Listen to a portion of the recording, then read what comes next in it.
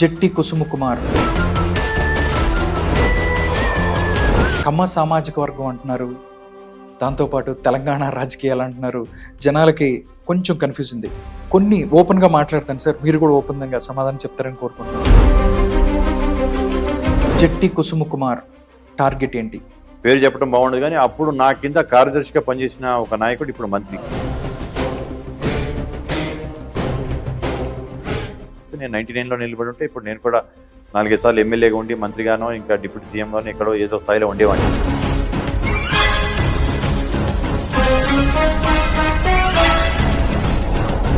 రానున్న 5 సంవత్సరాల్లో కాంగ్రెస్ పార్టీ దేశ రాజకీయాల్లో నిజంగా ఒక ప్రధాన పాత్ర పోషించబోతుంది అంటే ఏం చెప్తారు మీరు? కాంగ్రెస్ పార్టీ భారతదేశానికి స్వతంత్రం తెచ్చిన పార్టీ. దురదృష్టవశాత్తు మోడీ దాన్ని అంగీకరించాడు.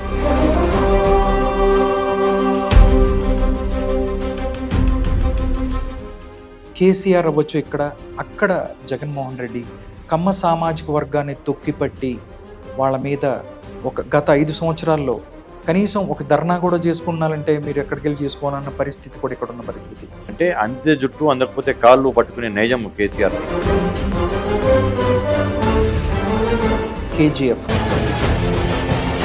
ప్రపంచ కమ్మ మహాసభ పెట్టబోతున్నారు. ఇప్పుడు దాకా ఎవరు పెట్టలేదు. బట్ దీని ఉద్దేశం ఏంటి? రేవంత్ రెడ్డి గారు చంద్రబాబు నాయుడిని ఒక చోట చూడాలి అని చెప్పి తెలుగు ప్రజలందరూ కోరుకుంటున్న పరిస్థితి. అంటే మేము ఇద్దరిని ఆహ్వానిస్తున్నాం.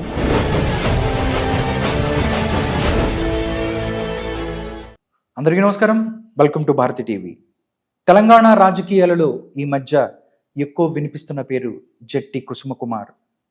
తెలంగాణ కాంగ్రెస్ పార్టీ వర్కింగ్ ప్రెసిడెంట్గా చేశారు ఆయన. దాంతోపాటు కేజీఎఫ్ కమ్మ గ్లోబల్ ఫెడరేషన్ స్థాపించి సేవా కార్యక్రమాలతో ముందుకు వెళ్తున్నారు. ఇంతకీ తెలంగాణ రాజకీయాలలో ఆయన పయనం వెటు, కేజీఎఫ్ యొక్క ముఖ్య ఉద్దేశం ఏంటి? ఇలాంటి విషయాలు తెలుసుకుందాం. సార్ ఉన్నారు మనతో, మాట్లాడదాం, ఆయన గురించి తెలుసుకుందాం. నమస్కారం సార్. నమస్కారం అండి. జెట్టి కుసుమకుమార్ ఈ మధ్య మేము ఎక్కువ వింటున్న పేరు, ఫ్యూచర్లో కూడా అందరూ వినే పేరు అవుతుంది ఇది. సార్ ఎలా ఉన్నారు? బాగున్నానండి. సార్, కేజీఎఫ్ స్థాపన వెనుక ఏముంది, దాని యొక్క అంతర్యం ఏముంది అంటే ఏం చెప్తారు? ఈరోజు ప్రపంచమంతా ఒక గ్రామం కింద మారిపోయింది. గ్లోబల్ విలేజ్ అని చెప్పేసి అంటా ఉన్నాము. మా యొక్క సామాజిక వర్గం, కమ్మ సామాజిక వర్గం ప్రపంచవ్యాప్తంగా వ్యాపించి అన్ని దేశాల్లో స్థిరపడి దాదాపు అన్ని దేశాల్లో మా యొక్క ప్రాతినిధ్యం ఉంది. ముందు గ్రామాల నుంచి పట్టణాలకి వచ్చారు. అంతకుముందు చూసుకుంటే పోతే కూడా ఎక్కడ నీరుండి ఉంటే అక్కడ వ్యవసాయదార కుటుంబం మాది. వ్యవసాయము కోసము ఎక్కడ నీరుంటే అక్కడ స్ప్రెడ్ అవ్వటం జరిగింది మా యొక్క సామాజిక వర్గం. ఆ తర్వాత పట్టణీకరణ, చదువుకోవటం జరిగింది. ఇప్పుడు విదేశాలకు కూడా వెళ్ళటం జరిగింది. కాబట్టి ఒక గ్లోబల్ ప్లాట్ఫామ్ ఒకటి ఉండాలి, ప్రపంచ వేదిక అంటూ ఈ కమ్మ సామాజిక వర్గానికి ఒకటి అవసరము అని భావించి 6 నెలల క్రితం లైక్ మైండెడ్ కొందరు ఇంపార్టెంట్ పెద్దలతో కలిసి ఆలోచించుకొని ఎటువంటి వేదిక ఉండాలి మనకి, మన సామాజిక వర్గాన్ని ఇంకా ముందుకు తీసుకెళ్లాలంటే ఒక ఏకతాటి మీద తీసుకొచ్చేసి కమ్మ సంఘాలన్నిటికీ కూడా ఒక గొడుగు లాంటి ఒక అంబ్రెల్లా ఆర్గనైజేషన్ ఏర్పాటు చేయాలని ఒక ఆలోచనతో ఈ యొక్క కేజీఎఫ్ అనేది స్థాపించడం జరిగింది. దీంట్లో ముఖ్యంగా ఇనిషియల్గా మేము అనుకుంటుంది సమాజానికి కమ్మవారు చేసిన మేలు ఏంటి, కమ్మవారు చేసిన సేవలు ఏంటి, సమాజ అభివృద్ధి కోసము, మా సమాజ వర్గానికే కాకుండా సమాజానికి మేము చేసింది ఏంటి అనేది ఇప్పుడున్న ప్రజెంట్ జనరేషన్స్కి చెప్పటం అనేది ప్రధాన ఉద్దేశం. దాంతోపాటు కమ్మ సామాజిక వర్గం అనగానే అందరికి కనిపించేది ఉన్నత స్థానంలో ఉన్న వ్యక్తులే.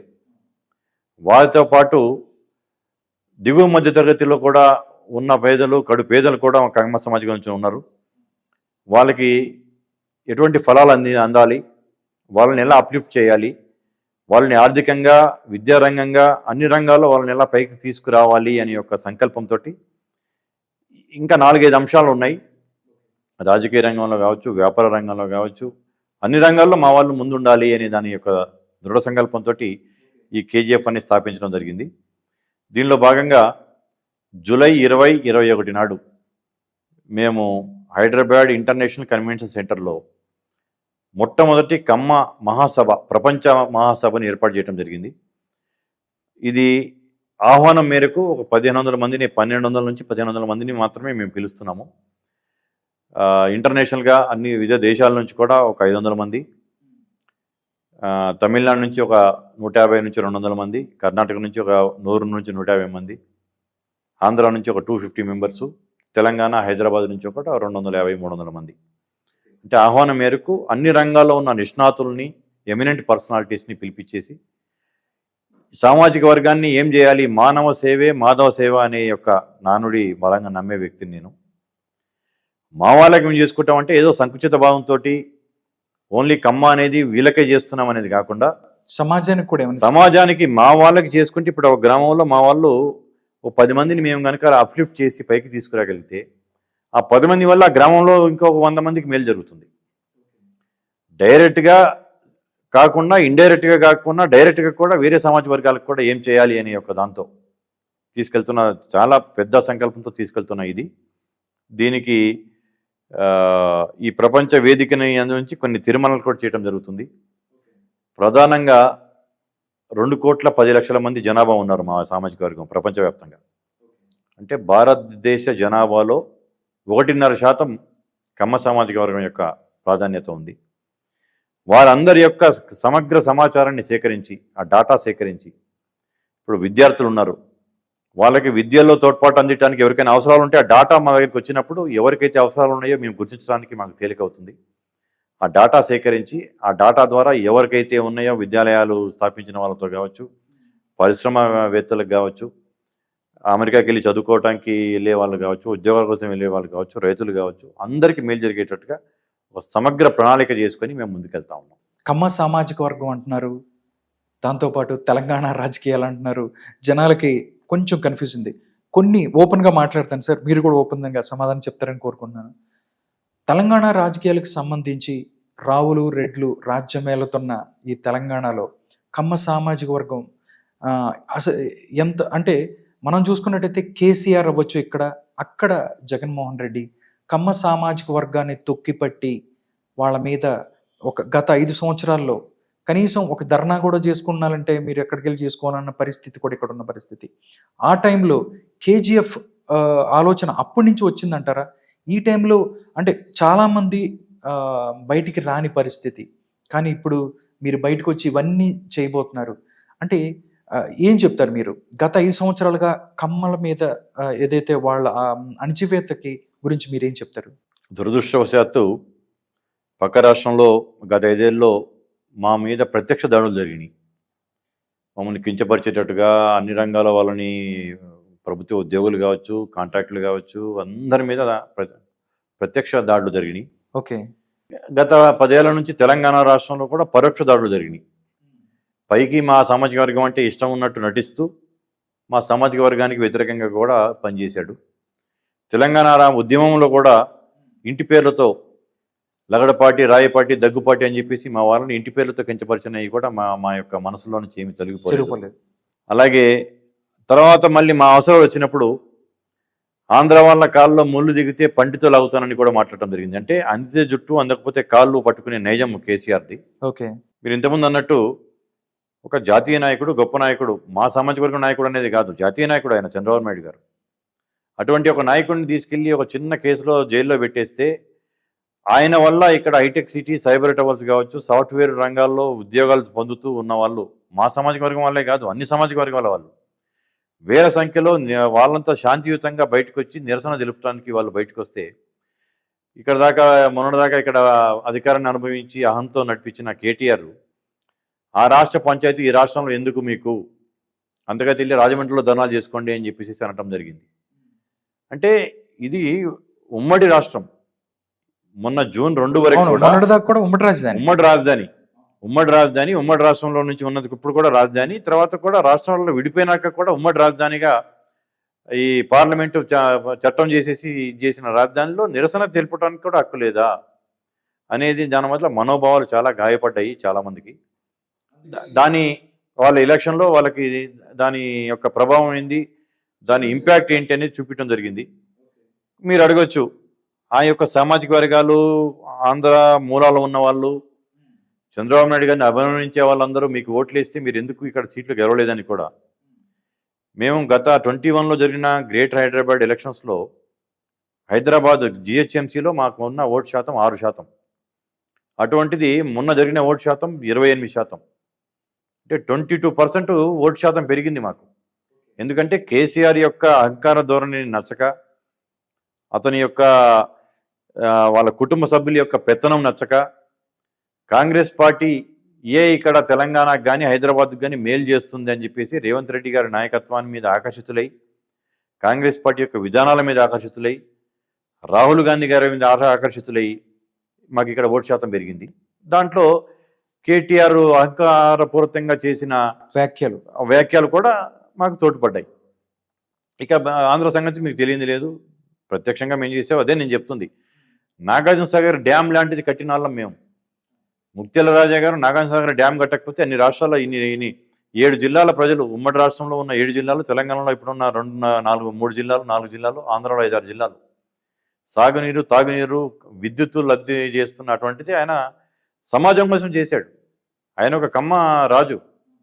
అలాగే ఎంతోమంది చేశారు. ఇప్పుడు పరిశ్రమలు స్థాపించారు. ముల్లుపూడి హెచ్చనప్రసాద్ గారు స్థాపించారు, కేసీపీ దత్తు గారు స్థాపించారు. ఇటువంటి ఎంతోమంది చెప్పుకుంటూ పోతే మా వాళ్ళు పరిశ్రమలు చేసేసి సమాజానికి ఎంత తోడ్పడ్డారు, అన్ని వర్గాలను ఎంత ముందుకు తీసుకెళ్లారని చెప్పుకుంటూ పోతే ఎన్టీ రామారావు గారు రాజకీయంగా ఆయన సినీ ఫీల్డ్లో ఏకఛత్రాధిపత్యం వహించి ఒక పార్టీ స్థాపించి చరిత్ర సృష్టించి ఆయన పైకి తెచ్చిన వాళ్ళందరూ వెనుకబడిన వర్గాలే. ఇప్పుడు ఎవరైతే ఇక్కడ కాదు అక్కడికి వెళ్ళి ధర్నాలు చేసుకున్న వాళ్ళు వారికి రాజకీయ భిక్ష కూడా పెట్టింది ఆయనే.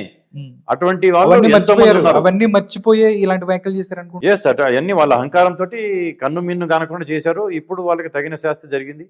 ఇప్పుడు వాళ్ళ పార్టీయే ఉనికి కోల్పోయే పరిస్థితిలో ఉంది. వాళ్ళు పార్టీ సస్టైన్ చేస్తారా లేదా అనేది చెప్పలేము మనం, కానీ పార్టీ ఉనికి కోల్పోయే పరిస్థితిలో ఉంది. ఓకే, ఇవన్నీ రాజకీయ అంశాలు అనుకోండి. కాంగ్రెస్ పార్టీగా నాయకుడిగా నేను రాజకీయంగా మాట్లాడాల్సి వస్తే వాళ్ళు చేసిన తప్పులను ఎత్తి చూపిస్తాను, మేము చేసే మేలు ఏమైనా చూపిస్తాము, ప్రజలు మమ్మల్ని ఎందుకు మాకు ఆకర్షితులయ్యారు, మాకు ఎందుకు మద్దతు పలికారు, మేము ఎందుకు అధికారంలోకి వచ్చామని చెప్పడానికి వస్తుంది. కానీ కేజీఎఫ్ చేసుకుంటే కూడా మా సామాజిక వర్గము ఎంత వైబ్రెంట్ సామాజిక వర్గం అనేది కూడా అందరికి తెలిసిన విషయమే.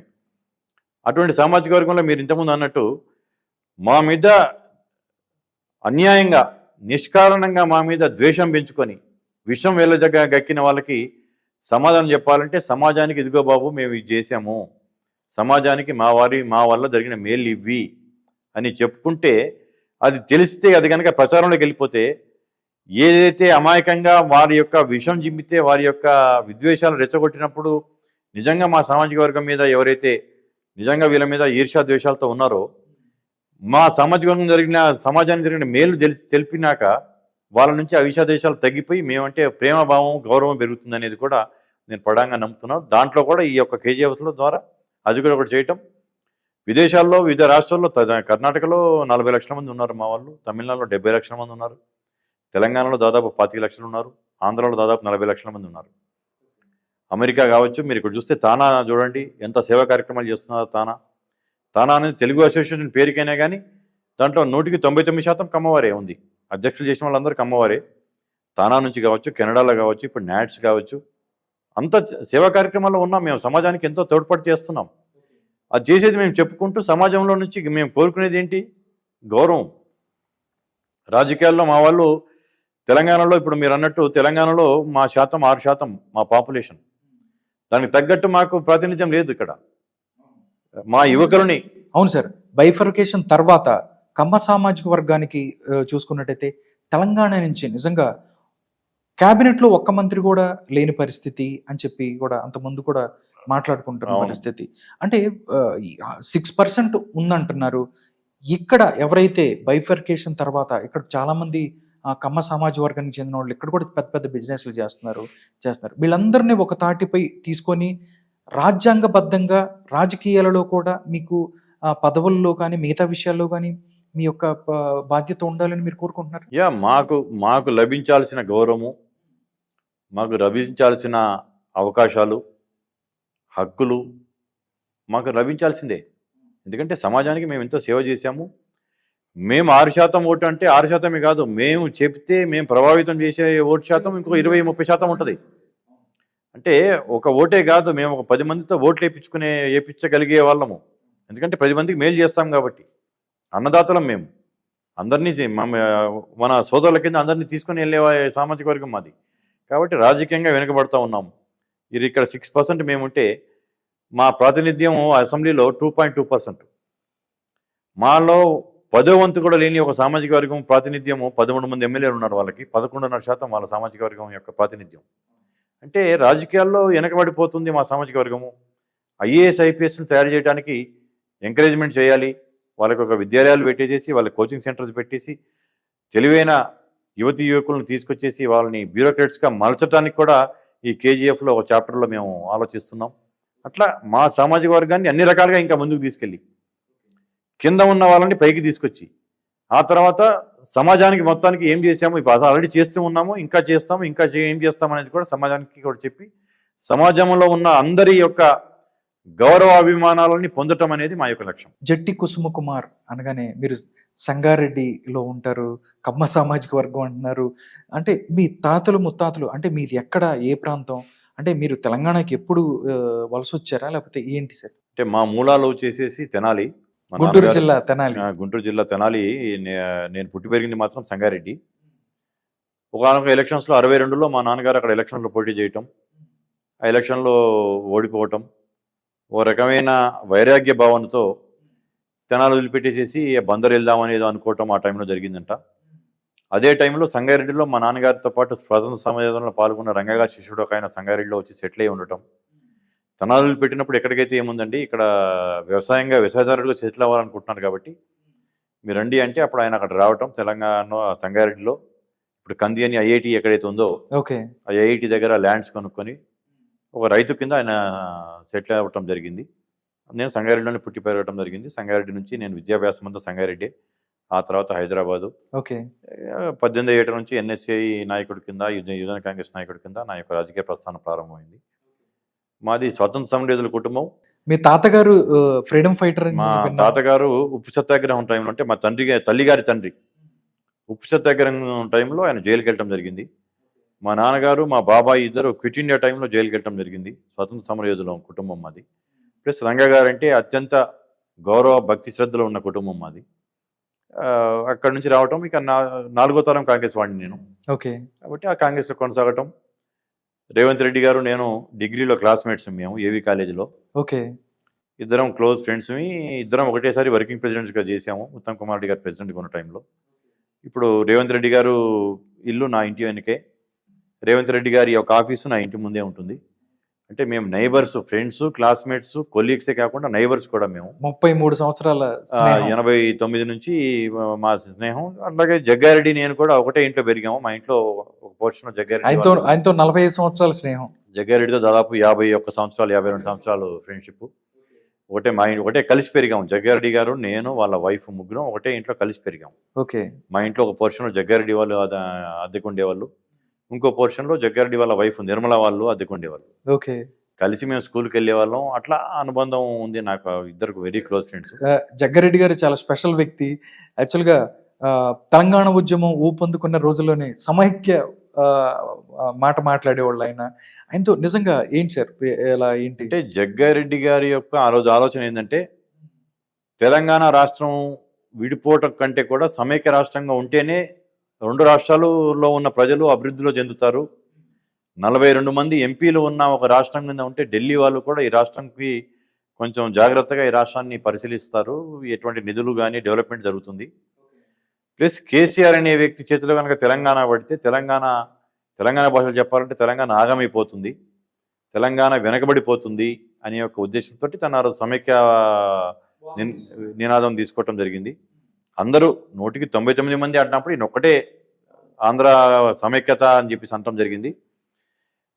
బట్ సోనియా గాంధీ గారు ఏ రోజైతే తెలంగాణ రాష్ట్రాన్ని ఇస్తున్నాము అని చెప్పేసి అంటే, సోనియా గాంధీ గారి మాటకి, ఆమె గౌరవానికి కాంగ్రెస్ పార్టీ యొక్క నిర్ణయానికి కట్టుబడి తను కూడా తెలంగాణ రాష్ట్రం ఏర్పాటులో తను కూడా ఉండటం, తర్వాత కూడా తెలంగాణలో మళ్ళీ 2 సార్లు మళ్ళీ ఎమ్మెల్యే కూడా వెళ్ళడం.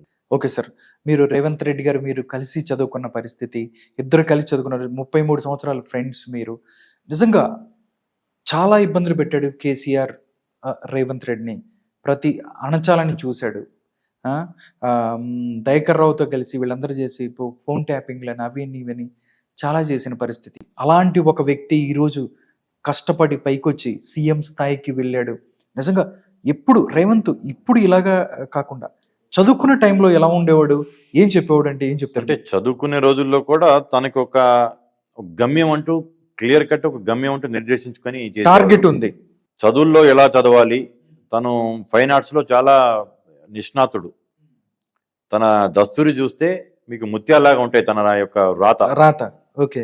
ఒకానొక టైంలో మైక్రోసాఫ్ట్ వాళ్ళు తెలుగు లిపి రచించేటప్పుడు రేవంత్ రెడ్డి గారిని సంప్రదించడం జరిగింది. ఓకే. తెలుగు అక్షరాలు మీరు రాసిస్తే దాన్ని మైక్రోసాఫ్ట్ మేము మా యొక్క లిపిగా మార్చుకుంటామని చెప్పేసి. ఆ టైంలో ఈయన ఏదో అమెరికాకి వెళ్ళటం టైం ఇవ్వకపోవటం వల్ల తర్వాత బాపు గారు టైం ఇవ్వటం వల్ల బాపు గారితో రాపించుకున్నారు. అంటే బాపు గారి దస్తూరి ఎలా ఉంటుందో దానికి ఏమాత్రం తీసిపోకుండా ఉండే దస్తూరి రేవంత్ రెడ్డి గారిది.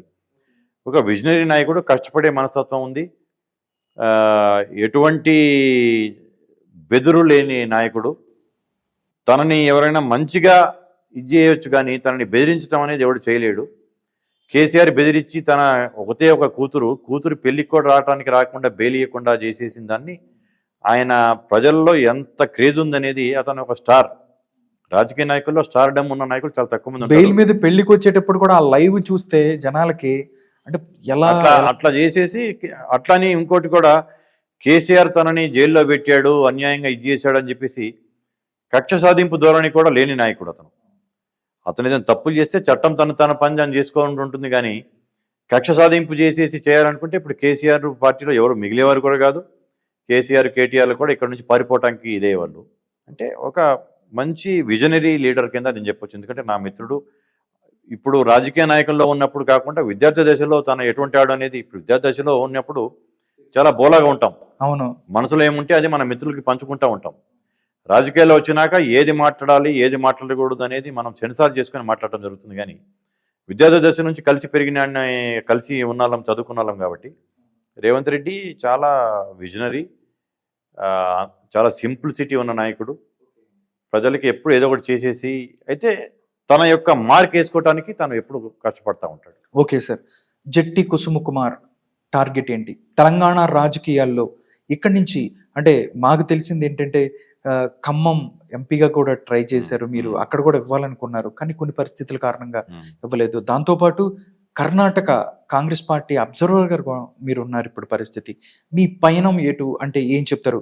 మీ టార్గెట్ ఏంటి? అంటే ఎంపీగా ఉండటం ఇష్టమా, లేకపోతే ఒక ఎమ్మెల్యేగా ఇక్కడే రాష్ట్రంలోని ప్రజలకి సేవ చేయటం అంటే మీకు ఇష్టం అంటే ఏం చెప్తారు? అంటే నేను ఎప్పుడు ప్రత్యక్ష ఎలక్షన్స్లో నిలబడే ఆసక్తి లేకుండా ఉన్నాను. నేను 95లోనే యువజన కాంగ్రెస్ రాష్ట్ర ప్రధాన కార్యదర్శిని. 26 ఇయర్స్ వయసులోనే రాష్ట్ర ప్రధాన కార్యదర్శిగా ఉన్నాను. పేరు చెప్పడం బాగుండదు కానీ అప్పుడు నా కింద కార్యదర్శిగా పనిచేసిన ఒక నాయకుడు ఇప్పుడు మంత్రి తెలంగాణలో. వాళ్ళు డైరెక్ట్ ఎలక్షన్స్లో నిలబడని ఆసక్తితో 99 ఎలక్షన్స్లో ఆసక్తి కనపరిచారు. టికెట్ వచ్చింది, గెలిచాడు. సో 4, 9, 14లో గెలవటం, ఇప్పుడు మళ్ళీ కూడా గెలవటం, మంత్రిగా మారటం జరిగింది. ఓకే. అంటే నాకు పార్టీ ఆర్గనైజేషన్లో పనిచేయటం అనేది నాకు ఇష్టం. కానీ ఎలక్షన్లో నిలబడి గెలవాలి అనేది ఆసక్తి నాకు ముందు నుంచి లేకపోవటం. లేకపోతే నేను 99లో నిలబడి ఉంటే ఇప్పుడు నేను కూడా 4-5 సార్లు ఎమ్మెల్యేగా ఉండి మంత్రిగానో ఇంకా డిప్యూటీ సీఎంగానో ఎక్కడో ఏదో స్థాయిలో ఉండేవాడిని. ఓకే. అటువంటిది పార్టీ యొక్క ఆదేశం మేరకు మొట్టమొదటిసారి అసలు ఇతను రాజకీయాల్లో ఉన్నప్పుడు ఎలక్షన్ నిలబడాలి కదా అని నా యొక్క శ్రేయోభిలాషులు వాళ్ళు చాలామంది చెప్పడం వల్ల మొట్టమొదటిసారి ఖమ్మం ఎంపీ సీటు నేను, ఎందుకంటే నాకు రాష్ట్ర రాజకీయాల మీద పెద్ద ఆసక్తి లేదు. రెండోసారి వర్కింగ్ ప్రెసిడెంట్గా కూడా నేను వద్దు, నాకు జాతీయ రాజకీయాల్లోనే పనిచేస్తాను, నేను ఏఐసీసీలో స్థాయిలో పనిచేస్తానని చెప్పేసి రాహుల్ గాంధీ గారికి, సోనియా గాంధీ గారికి చెప్పడం జరిగింది. రేవంత్ రెడ్డి గారు నేను పీసీసీ అయినప్పుడు నువ్వు వర్కింగ్ ప్రెసిడెంట్గా ఉండటమే బాగుంటుంది కదా అంటే కూడా నేను జాతీయ రాజకీయాల్లోకి వెళ్తేనే నా గ్రోత్ ఉంటుంది, నీకు కూడా ఉపయోగపడతాను అనే దాని మీద ఆయనను కూడా ఒప్పించి సెకండ్ టర్మ్ వర్కింగ్ ప్రెసిడెంట్గా నేను తీసుకోలేదు. ఓకే. అట్లా నాకు జాతీయ రాజకీయాల మీద ఉంది కాబట్టి నాకు గోల్ అంటూ ఏం లేదు. ఎంపీ అనేది సరే ఇప్పుడు కాకపోయినా రాజ్యసభ లాంటి దానికి పార్టీ ఏమి ఆశించి నాకు ఏం చేస్తారు, నేను ఐఎమ్ రెడీ. పార్టీ నేను లాయలిస్ట్ని, పార్టీ సీనియర్ని, ఆర్గనైజర్ని కాబట్టి పార్టీ నాకు అవకాశాలు ఏది ఇస్తే దానికి నేను ఐఎమ్ రెడీ. 2024 మొన్న చూసుకున్నట్టయితే నిజంగా కొంచెం కొన్ని సీట్లు వచ్చినట్టయితే రాహుల్ గాంధీ ప్రధానమంత్రి అయిపోయే పరిస్థితి. 2029లో డెఫినెట్లీ భారతదేశానికి ఏదైతే మనం చూసుకున్నట్టయితే రాహుల్ గాంధీ ప్రధానమంత్రి అవుతారని ప్రజల్లో ఒక విశ్వాసం ఉంది. నిజంగా ఇక్కడ కూడా చూసుకున్నట్టయితే అలాంటి పరిస్థితి. నిజంగా రానున్న 5 సంవత్సరాల్లో కాంగ్రెస్ పార్టీ దేశ రాజకీయాల్లో నిజంగా ఒక ప్రధాన పాత్ర పోషించబోతుంది అంటే ఏం చెప్తారు మీరు? కాంగ్రెస్ పార్టీ భారతదేశానికి స్వాతంత్రం తెచ్చిన పార్టీ. స్వాతంత్రం అనంతరం విదేశీయులు, ఆంగ్లేయులు దేశాన్ని వదిలిపెట్టి వెళ్ళిపోయినాక ఒక చిన్న గుండు సూది కూడా తయారు కాలేని పరిస్థితిలో ఉంది. పరిశ్రమలు అనేది లేవు. మొదటి ప్రధాని ఆ రోజు పండిత్ నెహ్రూ గారు యొక్క దూరదృష్టి, ఆయన యొక్క విజనరీ, దానివల్ల ఈరోజు ఇంత పరిశ్రమ అభివృద్ధి చెందేసి శాటిలైట్లు బయటికి పంపించేసి విదేశాలలో నుంచి ఆర్డర్స్ తీసుకొని మనము ఒక బిజినెస్ కింద శాటిలైట్స్, రాకెట్స్ తయారు చేసే స్థాయికి వచ్చిందంటే అది కాంగ్రెస్ పార్టీ వేసిన బీజము, నెహ్రూ గారు వేసిన బీజం అనేది నేను కాదు, ఎవరైనా నమ్మాల్సిందే. ఓకే. దురదృష్టవశాత్తు మోడీ దాన్ని అంగీకరించాడు. అతనికి ఇందిరాగాంధీ గారి కుటుంబం, నెహ్రూ కుటుంబం అంటే వారు చేసిన త్యాగాలు, చేసిన దాన్ని వాళ్ళు మర్చిపోయి వేరే మభ్యపెట్టడానికి ప్రయత్నం చేశాడు. కానీ మీరు అన్నట్టు రాహుల్ గాంధీ గారి యొక్క భారత్ జోడో యాత్ర వల్ల కాంగ్రెస్ పార్టీ 10 సంవత్సరాలు అధికారంగా దూరం ఉన్నా కానీ ఈరోజు ఈ స్థాయిలో కాంగ్రెస్ పార్టీ యొక్క నాయకత్వంలోనే కదా ఇండియా కూటమి మొత్తము 240 స్థానాలు ఉన్నాయి. మీరు చెప్పినట్టు ఇంకొక 25-30 స్థానాలు కనుక మేము గెలిచి ఉంటే రాహుల్ గాంధీ గారు ప్రధాని అయ్యేవాళ్ళు, దేశానికి ఇంకా మంచి రోజులు వచ్చాయి. ఇప్పుడు కాకపోయినా కానీ 2029లో అయినా సరే కాంగ్రెస్ పార్టీ రాక తప్పదు, రాహుల్ గాంధీ గారు ప్రధాని కాక తప్పదు. ప్రతిపక్ష నాయకుడి కింద ఎంత హుందాగా ప్రవర్తించాలి, నిర్మాణాత్మక ప్రతిపక్షంగా ఎలా ఉండాలి, ప్రభుత్వానికి ఎలా సలహాలతో ప్రభుత్వాన్ని ఎలా చేయాలనేది కూడా ప్రతిపక్ష నాయకుడి కింద చరిత్రలో నిలిచిపోతాడు రాహుల్ గాంధీ గారు. అంత విజనరీ, అంత నిబద్ధత, అంత మంచి సుగుణాలు ఉన్న నాయకుడి కింద రాహుల్ గాంధీ గారు నేను చెప్తాను. ఇంకొక విషయం మిమ్మల్ని అడుగుదాం అనుకుంటున్నాను. వైఎస్ జగన్మోహన్ రెడ్డి గారు కమ్మ సామాజిక వర్గాన్ని అణగతొక్కాలి, కమ్మల మీద దాడులు చేసి 1 కాదు 2 కాదు నిజంగా పాశవికంగా చాలామందిని చంపేసిన పరిస్థితి ఆంధ్రప్రదేశ్లో. నిజంగా వాళ్ళందరూ అంటే దేవుడు అంటుంటాడు ఆయన. ఆ దేవుడు శాపమే ఇలా జరిగి ఇలా 11 సీట్లకి పడిపోయాడు అనుకోవచ్చా? ఏ సామాజిక వర్గంలో వాళ్ళకి ఆ సామాజిక వర్గం మీద అభిమానము, ప్రేమ ఉండటం అనేది తప్పు కాదు, క్వైట్ న్యాచురల్, సహజం అది. కానీ వేరే సామాజిక వర్గాల మీద ద్వేషం పెంచుకొని వాళ్ళని ఏదైనా అంచనా తొక్కాలి, వాళ్ళని ఏదన్నా ఇబ్బందులకు గురి చేయాలి అనటం అనేది కూడా చాలా తప్పది. జగన్ అట్లా చేశాడు. దాని పర్యవసానం ఏంటనేది చూశారు ఇప్పుడు ప్రజలందరూ కూడా. ఇప్పుడు చంద్రబాబు నాయుడు గారు లాంటి ఆయనని అబ్యూజ్ చేసి, ఆయన్ని కించపరిచి, ఆయనని కంటి పెట్టియటం కానీ, కమ్మ సామాజిక వర్గాన్ని టార్గెట్ చేయటం కానీ, దాడులు చేయటం కానీ చేయటం వల్ల ఏమైపోయింది? మంచి పని చేస్తుంటే సరే, అతను ఓడిపోయినా కానీ అట్లీస్ట్ ప్రతిపక్ష హోదా తగిలి బలంగా కనిపించేవాడు.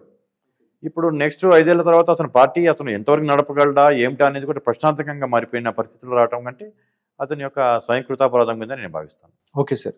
సేమ్ ఆంధ్రప్రదేశ్లో ఎలా జరిగిందో తెలంగాణలో కూడా కేసీఆర్, కేటీఆర్ ఎవరైతే ఉన్నారో సేమ్ అదే సామాజిక వర్గం మీద కూడా చాలా ఒత్తిడి చేసిన పరిస్థితి, ఎదగనీయకుండా చేసిన పరిస్థితి అని చెప్పి అంటున్నారు. ఇద్దరూ కలిసే నిజంగా 2 ప్రాంతాల్లో ఉన్నటువంటి కమ్మల మీద నిజంగా ఒక ఉద్దేశపూర్వకంగానే వీళ్ళు అణగదొక్కే ధోరణి ప్రదర్శించారంటే ఏం చెప్తారు మీరు? 100% అది వాస్తవం. అక్కడ పక్క రాష్ట్రంలో ప్రత్యక్షంగా దాడులు చేస్తే ఇక్కడ పరోక్షంగా దాడులు చేశారు. కాబట్టి వారు ఇద్దరూ ఒక కులాన్ని ఎందుకు విదేశించారో తెలియదు. మేము ఎవరికి ఎప్పుడు అన్యాయం చేసిన వాళ్ళం కాదు, నలుగురికి సాయం చేసిన వాళ్ళేమి కానీ చేయటం వల్ల వాళ్ళిద్దరు ఇప్పుడు ఈ పతనావస్థకి చేరారు. అది ఇక వాళ్ళ పార్టీని సస్టైన్ చేయగలరా లేదా అనేది కూడా మనకు తెలియదు. Okay sir. చివరిగా సార్, కేజీఎఫ్ జూలై 2021న కేజీఎఫ్కి సంబంధించి మీరు హెచ్ఏసిసిలో ఒక పెద్ద అంటే ప్రపంచ కమ్మ మహాసభ పెట్టబోతున్నారు. ఇప్పుడు దాకా ఎవరు పెట్టలేదు. బట్ దీని ఉద్దేశం ఏంటి? కమ్మలనందరినీ ఒక తాటి మీద తీసుకొస్తారు అని చెప్తున్నారు. చూస్తే చాలామంది మొన్న రేవంత్ రెడ్డి గారు చంద్రబాబు నాయుడిని ఒక చోట చూడాలి అని చెప్పి తెలుగు ప్రజలందరూ కోరుకుంటున్న పరిస్థితి. ఈ యొక్క కోరిక కమ్మ మహాసభల ద్వారా, ప్రపంచ కమ్మ మహాసభల ద్వారా తీరబోతుంది అని అనుకోవచ్చా? అంటే మేము ఇద్దరిని ఆహ్వానిస్తున్నాం మా సభలకి. ఇద్దరు నాయకులు కూడా వస్తారని చెప్పి నేను అనుకుంటున్నాను. ఓకే. ఒకటే సమయంలో వస్తారా, వేరు వేరు వేరు యొక్క సెషన్లలో వస్తారా అనేది ఇంకా అంత క్లారిటీ లేదు. ఈ వారం 10 రోజుల్లో ఆ క్లారిటీ కూడా వస్తుంది. Okay sir. దీని ముఖ్య ఉద్దేశ్యం ఏంటి? ఎవరైతే ఎవరైతే కమ్మలు ఉన్నారో మీరు చెప్తున్నారు. మీ సామాజిక వర్గంలో వెనకబడిన తరగతులకి మేము హెల్ప్ చేయాలి. వాళ్ళకి వాళ్ళ చదువులకు అవ్వచ్చు, లేకపోతే మిగతా వాళ్ళకి వాళ్ళ బాధల్లో ఉన్న వాళ్ళ కష్టాల్లో ఉన్న వాళ్ళకి మేము హెల్ప్ చేస్తాం అని చెప్తూనే సమాజానికి కూడా కమ్మలు ఏ విధంగా హెల్ప్ చేయాలి అనే ఉద్దేశంతోనే మేము ఇవి పెట్టామంటున్నారు. అంటే ఆంధ్రప్రదేశ్ వ్యాప్తంగా చాలా మంది ఉన్నారు. వాళ్ళకి మీరేం చెప్పదలుచుకున్నారు? ఏం చెప్తారు? ఆంధ్రప్రదేశ్, తెలంగాణ అనేది కాకుండా కర్ణాటక, తమిళనాడు, ఒరిస్సా, ఓకే. దేశవ్యాప్తంగా దేశవ్యాప్తంగా కానీ ప్రపంచవ్యాప్తంగా అయితే ఉన్న వాళ్ళు, విదేశాలకు వెళ్ళిన వాళ్ళందరూ మంచి స్థానంలోనే ఉంటారు. దేశవ్యాప్తంగా ఉన్న వాళ్ళందరికీ చెప్పుకుంటూ సమాజానికి కూడా ఏం చేశాము అనేది ముందు మేము చేసిన మేలు చెప్పుకుంటూ సమాజానికి, నిష్కారణంగా మా మీద జరిగిన దాడులకి, మా మీద ఈర్ష్యా ద్వేషాలు పెంచిన దాన్ని ఇదిగో మేము ఇది చేసామని చెప్పేసి దాన్ని ఈర్ష్యా ద్వేషాలని తగ్గించేసి మా మీద గౌరవభావం వచ్చేటట్టుగా సమాజానికి మేము చేసిన మేలులు చెప్పుకుంటూ మాలో ఉన్న వాళ్ళందరికీ కూడా అప్లిఫ్ట్ చేయడానికి వీఆర్ లైక్ జ్యూస్. కమ్మాసుని మీరు జ్యూస్ని కనుక పోల్చుకుంటే కమ్మాసు జ్యూస్ ఒకటే టైపు. అంత ఎంటర్ప్రీనరు, అంత వారియర్ కమ్యూనిటీ మాది. దానికి మా సామాజిక వర్గంతో పాటు సమాజానికి మేము చేసే మేలు ఏంది అనేది కూడా ఈ 2 రోజుల సెషన్లో మేము డీటెయిల్స్గా చెప్పడం జరుగుతుంది. దాంట్లో మేము కొన్ని తీర్మానాలు చేసుకోబోతున్నాం. ఆ తీర్మానం యొక్క ఫలాలు అనేది దీన్ని ముందుకు తీసుకెళ్తాం. Thank you so much sir. ఎందుకంటే తెలంగాణలో 6% ఉన్న మీ సామాజిక వర్గానికి చట్టసభల్లో ప్రాతినిధ్యం ఉండాలని, దాంతోపాటు ప్రజలు ఎవరైతే ఉన్నారో వాళ్ళందరూ కూడా కలిసికట్టుగా ముందుకెళ్ళాలి. అదేవిధంగా తెలంగాణ రాజకీయాల్లో మీరు ఒక మంచి లీడర్గా ఎదగాలి. దాంతోపాటు ప్రపంచవ్యాప్తంగా కేజీఎఫ్ ద్వారా ఎంతో మందికి సేవలు అందించాలని భారతి టీవీ కోరుకుంటుంది. నమస్కారం సార్. ధన్యవాదాలండి.